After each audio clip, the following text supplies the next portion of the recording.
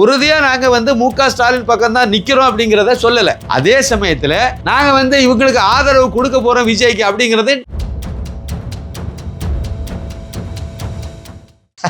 25 கோடி ரூபாய் கட்சி அடமானம் வச்ச போதே அந்த சித்தாந்தம் எல்லாம் செத்து போச்சு. 2031 சட்டமன்ற தேர்தலில் கன்ஃபார்மா கூட்டணி வைப்பாங்க. அதுதான். அதனால இவங்களுக்கு கொள்கையும் கிடையாது, ஒரு வெங்காயமும் கிடையாது. அவர் மட்டும் இல்லைங்க, அந்த கட்சியில் நின்ற எல்லா வேட்பாளர்களுக்குமே நம்பிக்கை கிடையாது, வெற்றி பெறுவோமாங்கிற நம்பிக்கை கிடையாது. திருமாவளவனை விட திருமாவளவன் கட்சியில் இன்னும் ஒரு உயர்மட்ட ஆள் இருக்காங்களா?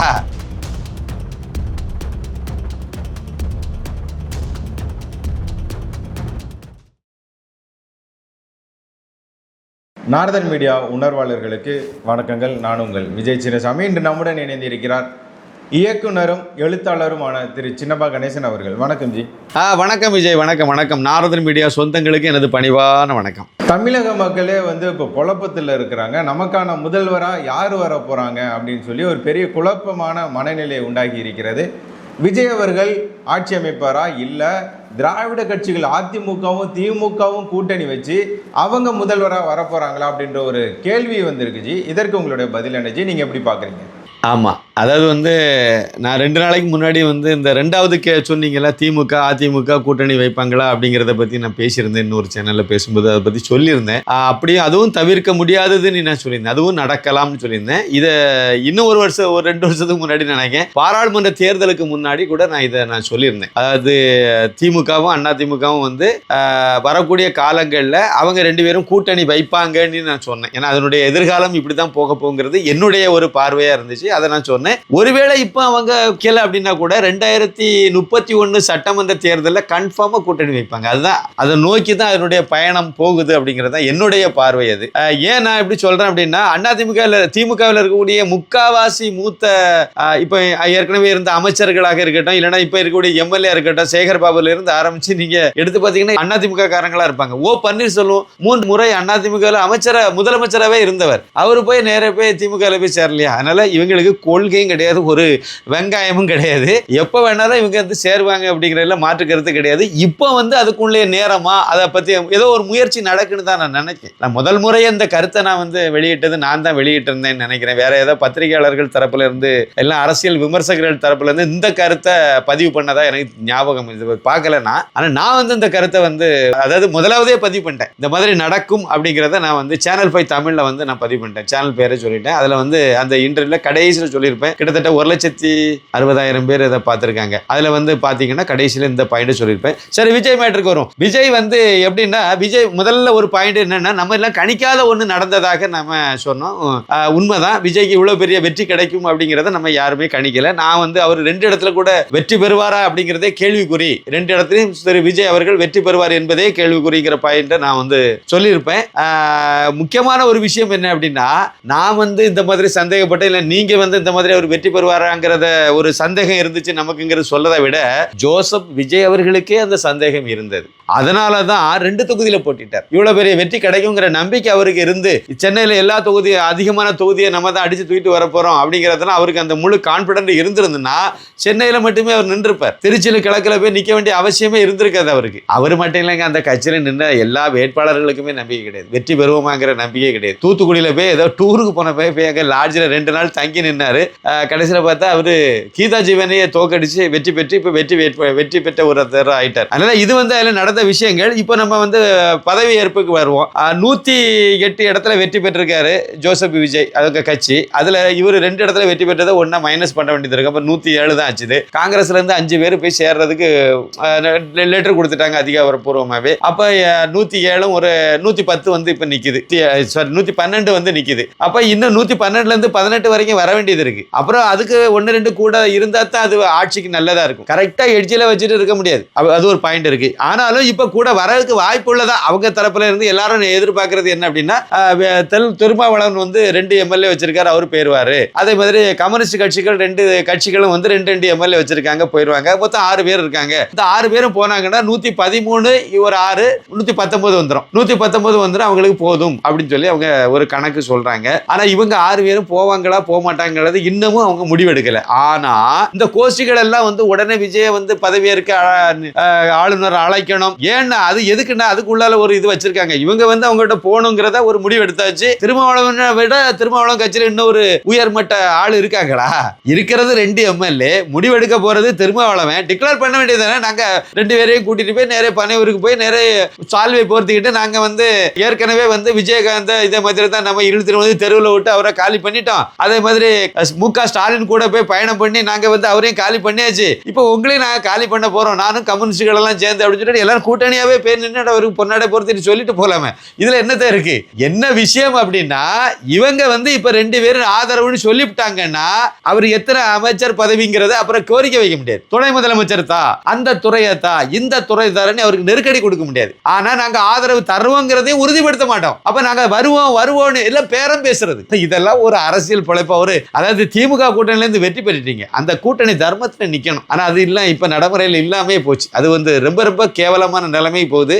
இதையும் மக்கள் பார்த்துட்டு இருக்காங்க. கம்யூனிஸ்டுக்காக சித்தாந்தவாதிகள் அவங்க 25 கோடி ரூபாய் கட்சி அடமானம் வச்சும் போதே அந்த சித்தாந்தம் எல்லாம் செத்து போச்சு.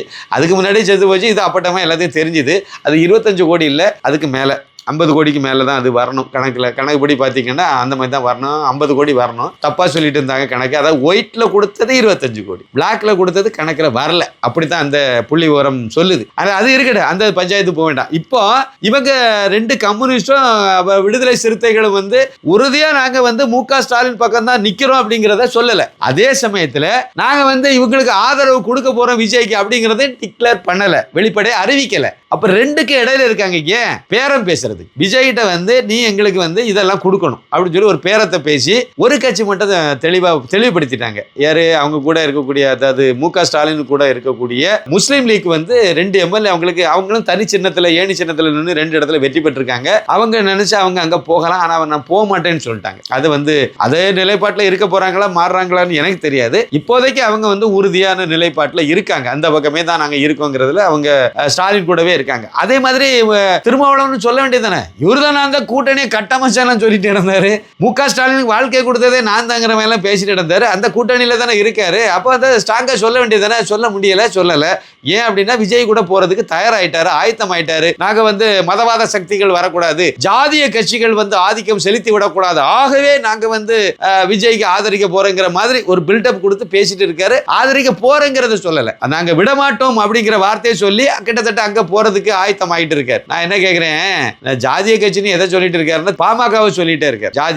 ஜாதிய கட்சி மதவாத கட்சின்னு பாஜகவை சொல்ல. முஸ்லீம் லீக் என்ன கட்சி ஐயா? அதை சொல்லுங்க.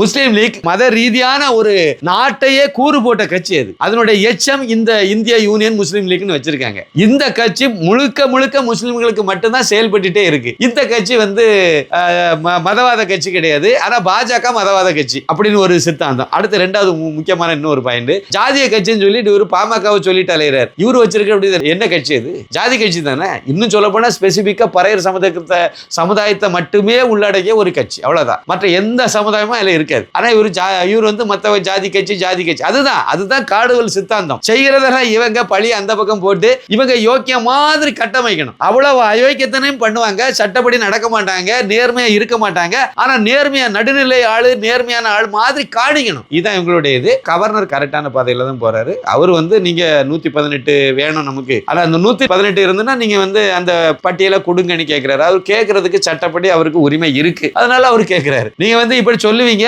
அப்புறம் பெரும்பான்மை வரும்போது நிரூபிக்க சொல்ல வேண்டியது இருக்கும். அப்போ வந்து அந்த இடத்துல வந்து நீங்க வந்து நிரூபிக்க முடியாம போனால் அப்போ பழையபடி அதில் ஒரு குழப்பம். அப்போ இப்பவே நீங்க உங்களுக்கு ஆதரவான அவங்களுடைய பட்டியலை கொடுத்துட்டீங்கன்னா திறமான ஒரு இது வந்துடும். இப்போ மு.க. ஸ்டாலின் 2021 வெற்றி பெற்றாரு. அவர்கிட்ட பட்டியலும் கேட்கல, ஒன்றும் கேட்கல. கவர்னர் ஏன் கேட்கல அப்படின்னா மெஜாரிட்டி இருக்குன்னு எல்லாத்துக்குமே தெரியும். திமுக வெற்றி பெற்றது இவ்வளவுங்கிறது தேர்தல் கமிஷன் கொடுத்த அந்த புள்ளி விவரத்துல அது தெரிஞ்சிடும். அப்ப தனிப்பெரும்பான்மை அவங்களுக்கு இருக்கு. அப்ப அவங்க கிட்ட கேட்க வேண்டிய அவசியம் இல்லை. அப்புறம் கூட்டணி வேற இருக்கு அவங்களுக்கு, அதனால அதை பத்தி பிரச்சனை இல்லை. அந்த லிஸ்ட் கேட்க வேண்டிய அவசியம் இல்லை. இவங்க தனியா வெற்றி பெற்றதே வந்து 108, அப்புறம் கூட வந்து சேர்ந்தது வந்து ஒரு 5, அது 2 சேர்த்தாலும் அவங்களுக்கு 118 வரல. அதெல்லாம் இருக்கிறதுனால அவங்க கேட்கறாங்க. 118 வராதுங்கிறதுனால கவர்னர் வந்து தெளிவா தான் கேட்கிறாரு. அதனால வந்து அர்லேக்கர் கேட்கறதுல எந்த தப்பும் கிடையாது. கவர்னர் அர்லேக்கருக்கு கரெக்டா 18 காணிங்கன்னு கேட்கிறாரு. அதனால கொஞ்சம் தொய்வாகுது. அவர் கேட்கறதுல ஒரு நன்மை இருக்கு. இந்த வீணா போன இந்த கமலஹாசன் சொல்ற மாதிரி, இல்லைன்னா மற்றவங்க சொல்ற மாதிரி உடனே இவரை கூப்பிட்டு நீங்க பதவி பிரமாணம் எடுங்க அப்படின்னு சொன்னா அவருக்கு இன்னொரு சிக்கலை அதுல உள்ள இருக்கு. யாருக்கு? விஜய்க்கு. ஏன்னா திருமாவளவே எனக்கு துணை முதலமைச்சர் தந்தா தான் நான் வருவேன், முதலமைச்சரே கேட்டாலும் ஆச்சரியப்பட்டு இல்ல, 2 சீட்டை வச்சுக்கிட்டு தந்தா தான் நான் வருவேன்னு கேட்டீங்கன்னா சொன்னார்னா அப்புறம் விஜய் என்ன பண்ணுவாரு? ஆட்சியை கலைக்கிற மாதிரி அது போய் நிற்கும். இவங்களுடைய டிமாண்ட் அப்படிப்பட்ட டிமாண்டை வச்சுட்டு இருக்காங்க. இவங்க எல்லாருமே 2 கம்யூனிஸ்டும் ரொம்ப நாளா வருஷமா அமைச்சர் இல்லாம காஞ்சிட்டு கிடக்குறாங்க. அதனால அவங்களும் பெரிய துறை வேணும்னு தான் கேட்பாங்க. 3 மொத்தத்துல 6 பேர் இருக்காங்கன்னா 6 பேரும் பெரிய அமைச்சர்கள் எல்லாம் வேணும்னு கேட்பாங்க. காங்கிரஸ் என்னத்தெல்லாம் கேட்டு வச்சிருக்குன்னு தெரியல, அது ஒரு பக்கம் இருக்கு. இந்த சூழ்நிலையில் நீங்க ஆதரவு கொடுங்க. அப்ப கண்டிஷன் இங்கே முடிவாயிரும்ல, என்ன தருவோம், எந்த அமைச்சர் பதவி தான் தருவோம் அப்படிங்கறதுல இப்பவே முடிவாயிரும். அதுதான் இப்ப இழுத்துட்டு கிடக்கு. இதுக்கு இடையில நீங்க இன்னொரு கேள்வி கேட்டீங்களா, 2வது கேள்வியை வச்சுக்க பாருங்க. அதிமுக திமுக அதுக்கு சாத்தியம் இருக்கா, அது வாய்ப்பு இருக்கான்னு கேட்டீங்களா? அந்த வார்த்தையை நம்ம தான் சொன்ன உண்மைதான் அது. அதே மாதிரி அதுக்கு வாய்ப்பு இல்லைங்கிற மாதிரி நானும் நினைக்கல. அவங்க வந்து திரைமறைவில் பேசிட்டு இருக்காங்க அப்படிங்கிற மாதிரி தான் நான் புரிஞ்சுக்கிறேன். ஏன்னா அதுல ஒரு இக்கன்னா அதுல இருக்கதான் செய்யுது, இல்லாமல்லாம் ஒன்றும் இல்லை. ஸ்டாலின் தரப்புல சொல்லும் போது நாங்க எதிர்கட்சி வரிசையில இருப்போம்னு அவங்க சொன்னது உண்மை. அது இன்னைக்கு நம்ம சொல்லுவோம், டெவலப்மெண்ட்ஸ் மாறும்போது அதை விட்டு கொடுக்க மாட்டாங்க, அதை பயன்படுத்த தான் செய்வாங்க. அரசியல் அதெல்லாம் நடக்காத ஒன்றும் கிடையாது. எப்படி வந்து அதிமுக காரங்க திமுகவுல சேர்றது ஒரு பெரிய விஷயம் இல்லைன்னு நான் சொன்னனோ, அதே மாதிரி எதிரணியில இருக்கக்கூடியவங்க வந்து அணி மாறுறதும் பெரிய இந்திய அரசியல்ல ரொம்ப சாதாரணமாகி போச்சுது. மகாராஷ்டிராவை மிகப்பெரிய உதாரணமா நம்ம எடுத்து சொல்லலாம். வெற்றி பெறது வரைக்கும் இருந்தது பாஜக அணி, உத்தவ் தாக்கரே, அது சிவசேனா. அதுக்கு பிறகு பாத்தீங்கன்னா அப்படியே காங்கிரஸ் கூட போயிட்டாங்க. பால் தாக்கரே கட்சி ஆரம்பிச்சதே காங்கிரஸ் எடுத்து தான். அவர் வந்து இந்து தர்மத்தை மையப்படுத்தி அவர் கட்சியினுடைய நிலைப்பாடு இருந்துச்சு. அதுக்கு நேர எதிர் சித்தாந்தம் காங்கிரஸ். இன்னைக்கு உள்ள காங்கிரஸ் வரைக்கும் அது அப்படியே தான் இருக்கு. அந்த காங்கிரஸ் கூட அவங்க கூட்டணி வச்சு தாரேன் முதலமைச்சர் பதவியை நீ எடுத்துக்க, நாங்க வெளியே இருந்து ஆதரிக்கிறேன்னு சொன்ன உடனே டமாலி ஓடி போயிட்டாரு. நாங்க ஆதரிக்கிறேன்னு சொன்ன உடனே ஓடி போயிட்டாரு. ஓடி போய் முதலமைச்சர் அந்த அளவுக்கு பதவி ஆசை வெறி நேரே அந்த பக்கமா போனாங்க. கடைசியில கட்சியே இல்லாம எல்லாம் காயெல்லாம் கடைக்கு போயிட்டு கட்சி. ஆனா காங்கிரஸை பத்தி ஒரு விஷயம், முக்கியமான விஷயம் சொல்லணும். அது ஒரு நல்ல விஷயம், சின்ன புள்ளி விவரம் தான். இப்ப அவங்க 5 மாநில தேர்தலில் வந்து கேரளாவில் வந்து ஆட்சியை பிடிச்சிட்டாங்க. காங்கிரஸ் ஆட்சியை பிடித்து விட்டது. அவங்களுக்கு கிடைச்ச எம்எல்ஏக்கள்ல முஸ்லீம் எம்எல்ஏக்கள் மட்டும் எத்தனை அப்படின்னு பாத்தீங்கன்னா 30 பேர் முஸ்லீம் எம்எல்ஏக்கள். மேற்கு வங்காளத்தில் 2 எம்எல்ஏ தான் காங்கிரஸ் கிடைச்சிருக்காங்க, 2 பேருமே முஸ்லீம்கள். அதே மாதிரி அசாம்ல வந்து இவங்களுக்கு வந்து 19 எம்எல்ஏ கிடைச்சிருக்காங்க, 18 பேர் முஸ்லீம். சரி, அப்ப தமிழ்நாட்டில் 5 பேர் இருக்காங்கல்ல, அவங்க யாரு? அதை பத்தி எப்பவாவது யாராவது யோசிச்சிருக்கோமா? மொத்தம் 5 பேர், அதுல 3 பேர் வந்து கிறிஸ்தவங்க, ஒருத்தர் முஸ்லீம். தமிழ்நாட்டிலையும் மொத்தமே 5 பேர் தான், அதுல 3 பேர் கிறிஸ்தவங்க, ஒருத்தர் வந்து முஸ்லீம். மயிலாடுதுறையில வெற்றி பெற்ற ஜமால் முகமது வந்து முஸ்லீம். ஒரே ஒருத்தர் தான் புண்ணியத்துக்கு இந்துக்காரனா இருக்கு. அப்ப அது வந்து கொஞ்சம் யோசிக்கணும், இந்த இடத்த வந்து கொஞ்சம் பரிசீலனை பண்ணணும். முக்கியமாக இந்துக்கள் கவனத்துல இதை எடுத்துக்கணும். இந்த மாதிரி ஒரு கட்சி தேச துரோகம் மட்டும் கிடையாது, இந்து விரோத கட்சியாக தொடர்ந்து செயல்பட்டு இருந்தது. இப்ப முழுக்க அப்படியே முழு சந்திரமுகியாவே மாறி போய் நிக்குது காங்கிரஸ். அதனாலதான் அந்த காங்கிரஸ் ஜோசப் விஜயனுடைய கட்சியை ஆதரிக்கிறதுக்கு இவ்வளவு முண்டி அடிச்சு வந்து நின்னது காரணமே அதுதான். அவங்களை இந்து மதத்தை அழிக்கணுங்கிறதுல திமுகவோட ஒரு ஸ்டெப் மேலதான் போய் நின்றுட்டு இருக்கு இன்றைய காங்கிரஸ்ங்கிறத நம்ம இந்த இடத்துல தெரிஞ்சுக்கிட்டோம். அதே அடிப்படையில தான் வந்து அவங்க அங்கேயும் போனாங்க, மேற்கு மகாராஷ்டிராவில். இப்போ அங்கே இருந்த கட்சியும் இல்லாம போய் ஒன்றும் இல்லாம போச்சுது. இதே மாதிரி விஜய் மாதிரி ஒரு சின்ன அவருக்கு மெஜாரிட்டிக்கு பற்றாக்குறை வந்துச்சு, அரவிந்த் கெஜ்ரிவால் அவரு கூட போய் சேர்ந்தாங்க. அந்த கட்சி இன்னைக்கு ஒன்றும் இல்லாம நாசம் பண்ணிட்டு வந்துட்டாங்க. அதே மாதிரி உத்தரப்பிரதேசத்துல வந்து அகிலேஷ் யாதவ் கூட போனாங்க, கட்டமண்ணா ஆகி போச்சுது. அடுத்து வந்து பீகார்ல வந்து லல்லு பிரசாத் யாதவ் கட்சி கூட போனாங்க, அந்த கட்சியும் ஒன்றும் இல்லாம ஆக்கியாச்சு. இதை மாதிரி எல்லா கட்சியும் காலி பண்ணிட்டே வந்துட்டு இருக்காங்க. இப்போ புதுசா வந்திருக்கக்கூடிய ஜோசப் விஜய் காலி பண்றதுக்காக காங்கிரஸ் எத்தனைச்சு அங்க போயிட்டு இருக்கு. சரி, நம்ம பேசின விஷயத்துக்கு வருவோம். இப்போ வந்து அதிமுக திமுகவும் கூட்டணி வைக்கிறதுக்கு சாத்தியம் இருக்கானா? இருக்குன்னு தான் நினைக்கிறேன். அவங்க திரைமறைவில் பேசிட்டு இருக்காங்கன்னு தான் என்னுடைய அப்படிதான் செய்திகளும் சொல்லிட்டு இருக்காங்க, வெளியும் அப்படிதான் வந்துட்டு இருக்கு. அதிமுகவினுடைய எம்எல்ஏ எல்லாம் சேப்பை கொண்டு உட்கார வச்சாச்சு, வச்சுட்டு அந்த பேரம் அது தனியா நடந்துட்டு தான். ஏன்னா ஏற்கனவே அவங்க அண்டர்லிங்ல தான் இருக்காங்க, ஒரு அண்டர்ஸ்டாண்டிங்ல தான் திமுக கூட இருக்காங்க. திமுக தரப்புல வந்து நாங்க வந்து எதிர்கட்சியா தான் இருப்போம்னு சொன்னாலும் கூட ஆளுங்கட்சிக்கு வர்றத வாய்ப்பை வந்து நிராகரிப்பாங்கன்னு நான் நினைக்கல. ஏன்னா அவங்க அவ்வளவு பெரிய யோகே சிகாமணிகள்லாம் கிடையாது. அவங்களுக்கு வந்து இவங்க வர டீல் பேசுறதுக்கு வசதியா இருக்குங்கிறனால அதை பயன்படுத்துவாங்க. திருமாவளவனும் 2 கம்யூனிஸ்டுக்காரங்களும் கூட இதுவும் ஒரு ஆப்ஷன். அவங்க ஏன் வந்து விஜய உடனே நான் அறிவிக்காம இருக்காங்கன்னா இந்த ஒரு சூழ்நிலை இருக்கு, அவங்களுக்கு தேவைப்படுது. 2க்கு இடையில இவங்க நிக்கிறாங்க. இந்த 6 பேருடைய ஆதரவு திமுக கூட்டணிக்கு தான் தேவைப்படுது. திமுக அண்ணா திமுக அப்படின்னு வந்தா கூட அவங்களுக்கும் இவங்களுடைய தயவு இல்லாமல் அவங்க ஒன்னும் ஆட்சி அமைக்க முடியாது. அவங்களுடைய சூழ்நிலையும் அப்படித்தான் இருக்கு. ஏன்னா திமுக கூட்டணியில திமுகவுக்கு 59 இருக்கு, அண்ணா திமுகவுக்கு 47 இருக்கு. 2ஐயும் வச்சு மெஜாரிட்டி வராது. அப்ப திமுக கூட்டணியில இப்போ வந்து எடுத்தீங்கன்னா 73 சீட்ல 5 போயிட்டு இப்ப 68 இருக்கு. இவங்க அதாவது திருமாவளவன் அப்புறம் வந்து இந்த இவங்களெல்லாம் சேர்த்தீங்கன்னா அது வருது. அங்கேயும் கொஞ்சம் துண்டு உழறதுக்கு ஒரு இடம் இருக்கு. அது ஏதாவது அன்புமணி யாராவது பண்ணுவாங்க, ஏதோ ஒன்று செய்வாங்க. அதனால அங்கே அங்கேயும் ஒரு சின்ன வாய்ப்பு இருக்கு. அவங்கள ஆட்சி அமைக்கக்கூடிய முடியாதுன்னு சொல்ல முடியாது, வாய்ப்பு இருக்கு. ஒரு 120 வரைக்கும் அவங்களுக்கு வந்திருக்கும். அந்த திமுக கூட்டணி காங்கிரஸோட சேர்ந்து அப்படியே 73 சீட்டு பிளஸ் அப்படி வந்து அண்ணா திமுகவினுடைய 47 சீட்டு, இந்த ரெண்டையும் சேர்த்தாலே 120 அவங்களுக்கு சாலிடா வந்திருக்கும். ஆனால் அதில் 5 பிச்சுக்கிட்டு போய் காங்கிரஸ் அங்கே போய் தனியாக போனதுனால இப்போ 120ங்கிற இடத்த அவங்களால எட்ட முடியாது. 120க்கு 5 குறைஞ்சிரும். 5 குறைஞ்சுன்னா 115 போய் நிற்கும். ஒரு 3 சீட்டு தேவைப்படத்தான் செய்யும் அவங்களுக்கும். அதுக்கு வந்து அன்புமணியை ஏதாவது யோசிக்கலாம். ஏதோ சம்திங் பின்னாடி நடந்துட்டு இருக்குங்கிற மாதிரி தான் எனக்கு தோணுது. அவங்க எது வேணாலும் செய்வாங்க, என்ன வேணாலும் பண்ணுவாங்க. திருமாவளவன் அந்த பக்கமாக போனி வெட்டி விட்டுக்கிட்டு அன்புமணி உள்ள சேர்த்து நம்ம ஆட்சி அமைக்கின்றாலும் தயார் அவங்களுக்கு. அதனால அவங்களுக்கு ஒன்றும் விஷயம் பெருசாலாம் ஒன்றும் கிடையாது. எது வேணாலும் நடக்கலாம். ஆனால் இப்போதைய சூழ்நிலையில் எனக்கு தெரிஞ்சு விஜய் வந்து ஆட்சி அமைக்கத்தான் வாய்ப்பு இருக்கு. ஏன்னா தனிப்பெருங்கட்சி அவங்க இருக்காங்க. மெஜாரிட்டிக்கு நீங்க உங்களுடைய கூட்டணி இதெல்லாம் கொண்டு வாங்கன்னு சொன்னாலும் அதுக்கு வந்து தாமதப்பட்டு இழுத்துட்டு போனா கூட சரி நீ முதலமைச்சர் ஆகிக்க, ஃப்ளோரில் போய் நீ நிரூபிச்சுக்க அப்படின்னு சொல்லிட்டு அது கவர்னர் கையில் தான் இருக்குது. கவர்னர் அதுக்கு அனுமதி கொடுப்பாருன்னு தான் நான் நினைக்கிறேன். நிரூபிக்க எப்படியும் ஒரு 15 நாள் அவகாசம் போகிறாங்க. 15 நாள் முதலமைச்சர். அதுக்குள்ளே இவங்க பேச வேண்டியவங்க கிட்டலாம் பேசி அதான் திருமாவளவன் இவங்க கிட்டலாம் பேசி எடுத்து சரி பண்ணி இவங்கள அமைச்சர் எல்லாம் டீல் எல்லாம் முடிச்சுக்கிட்டு கடைசியில் வந்து மெஜாரிட்டி நிரூபிக்க வாய்ப்பு இருக்குது. ஆனால் முக்கியமான ஒரு விஷயம் என்ன அப்படின்னா, இந்த ஆட்சி வந்து 5 வருஷம் நீடிக்குமாங்கிறது ஒரு கேள்விக்குறி. இந்த அல்ற சில்ற கட்சிகள் எல்லாம் சேர்த்துட்டு எந்த அரசும் வந்து நீடிக்கிறது ரொம்ப ரொம்ப நம்பகத்தன்மை இல்லாதவங்க. ஏன்னா இவ்வளவு வருஷம் இதுக்கு எலெக்ஷன் வரைக்கும் அங்கே நின்றுட்டு காங்கிரஸை பாருங்களா, அதாவது மேல் சபை எம்பியை கூட வாங்கிட்டு வந்துட்டாங்க. மேல் சபை எம்பியை அது வந்து அந்த இடத்துல மு.க. ஸ்டாலின் மேல ஒரு தவறடி தான் சொல்லுவோம். இந்த மாதிரிப்பட்ட நேரத்தில் வந்து கருணாநிதி தான் அதில் கிங்கு. இந்த இடத்துல வந்து எம்பி பதவியை கொடுத்துருக்க கூடாது. அடுத்து வரக்கூடிய மேல் சபை தேர்தலில் நான் தாரேன், அக்ரிமெண்ட்டை போட்டுக்கணும். அது வரைக்கும் கூட்டணியில் இருக்கணும்ல. நீங்க பிச்சுக்கிட்டு போனீங்கன்னா அது பிறகு எம்பி பதவி உங்களுக்கு வராதுல்ல. அந்த இடத்துல கோட்டை விட்டுட்டாருன்னு நான் நினைப்பேன். நான் சொல்றேன், எனக்கு அதுதான். அடுத்து வரக்கூடிய மேல் சபை எம்பி தேர்தலில் நான் உங்களுக்கு தரேன், கண்டிப்பா தந்துடுவேன், எழுத்துப்பூர்வமாவே தந்துடுறேன். அதில் நீங்க அது வரைக்கும் கூட இருக்கணும், கூட்டணியில இருக்கணும். எம்பி பதவி வாங்கும்போது கூட்டணியில் இல்லாம இருந்தால் நான் எப்படி தர முடியும்? அந்த லாஜிக் படி நீங்க வந்து நம்ம கூட்டணி தொடர்ந்து நீடிப்போம், வெற்றி பெற்றாலும் தோல்வி அடைஞ்சாலும் கூட்டணியில் நீடிப்போம். அடுத்து வரக்கூடிய தேர்தலில் நான் உங்களுக்கு மேல் சபை எம்பி தேர்தலில் நான் உங்களுக்கு எம்பி பதவி தரேன். ஏன்னா எங்களுக்கு போதுமான அளவு எம்எல்ஏ எப்படி கிடைப்பாங்க, ஆட்சி பிடிப்போம். அப்படி இல்லைன்னா கூட எதிர்கட்சி வரைச்சாலும் எம்எல்ஏ இருப்போம், நான் உங்களுக்கு தரேன். இப்படி போட்டுருந்தாங்கன்னா கரெக்டாக நின்றுருக்கும். விட்டு கொடுத்து விட்டாங்க. அதனால இப்போ அங்க எம்பியை வாங்கிட்டு அந்த கையெழுத்து போட்ட அந்த மையினுடைய இது கூட காஞ்சிருக்காது. இந்த பக்கமும் ஓடி போயிட்டாங்க. காங்கிரஸ் களவாணி கும்பல் தானே, அதுதான் செய்யும். அதனால போயிட்டு இருக்கு. அதனால நான் என்ன நினைக்கிறேன்னா, விஜய் தான் வந்து முதலமைச்சராக பதவி ஏற்கிறதுக்கு பெரும்பாலும் அதிகமான வாய்ப்பு இப்போதைக்கு அவங்களுக்கு இருக்கு. அதிமுகவும் திமுகவும் கூட்டணி வச்சு ஆட்சியை பிடிப்பாங்களா, அதுக்கு வாய்ப்பே இல்லை அப்படின்லாம் சொல்ல முடியாது. வாய்ப்பு இருக்கு.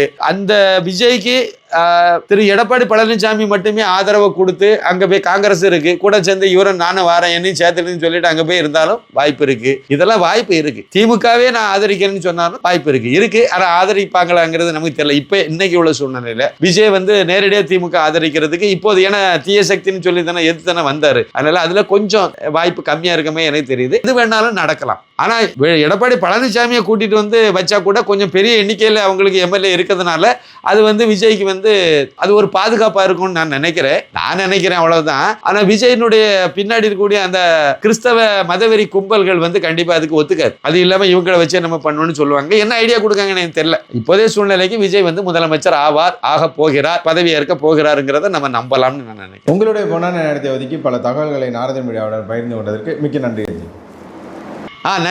நன்றி, வணக்கம்.